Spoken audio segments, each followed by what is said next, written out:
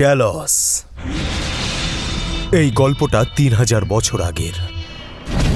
গ্রিকে একজন অধার্মিক ছিল যাকে গ্রিক থেকে বের করে দেওয়া হয়েছিল জাদুটোনা করার জন্য।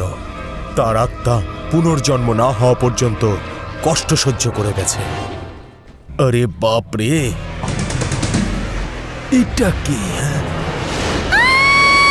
ওর নাম ছিল, আর সব সময় থাকবে। ও হয়তো আমাদেরকে দেখছে।